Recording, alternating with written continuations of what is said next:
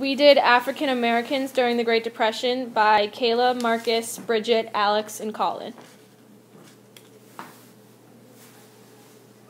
During the Great Depression, most African Americans could not find any jobs, especially in agriculture, which is why many African Americans moved away from rural areas to cities. African Americans living in urban areas rose from about 44% to nearly 50% by the beginning of World War I. During the Great Depression, urban African American unemployment reached well over 50%, more than double the rate of whites. Whites were very angry about the surplus of African Americans living in the cities, so they said slogans such as, "No jobs for niggers until every white man has a job," and "Niggers, back to the cotton fields. City jobs are for white folks." African Americans continued to be discriminated throughout the Great Depression despite their location.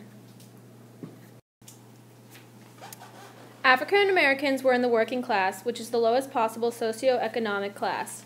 They were making minimal amounts of money and struggling to support their families with low income, despite the fact that they had the hardest jobs to complete.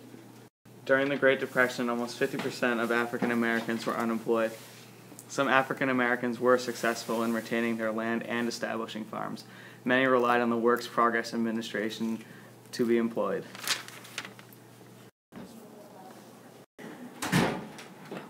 African Americans were perhaps the most impacted by the Great Depression. Approximately 1 in 2 African Americans were out of work, compared to approximately 1 in 4 for whites, because they faced severe work discrimination, with white people rallying around phrases like "no jobs for niggers until every white man has a job." In general, the stress of the Great Depression augmented racial tension and violence between whites and blacks. Lynchings rose from 8 in 1932 to 28 in 1933.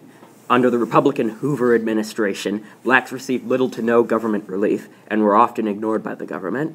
As a result of this, many African Americans, who had in the past often voted Republican, turned to the Democratic Party and also helped spur the growth of the Communist Party. African Americans tried to do things for themselves during the Depression since the government did not do much. Roosevelt's National Recovery Act did not help out many blacks, as it soon became referred to by blacks as the Negro Removal Act. The act was supposed to non-discriminatory hiring and equal minimum wage for blacks and whites, but it rarely hired blacks.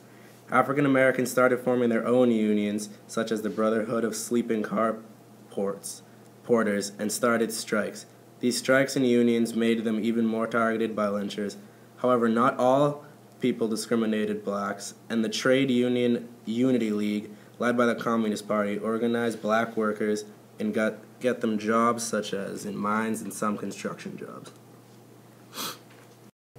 Many African Americans were forced to be sharecroppers, which meant they worked as farmers on other man's farm in exchange for crops.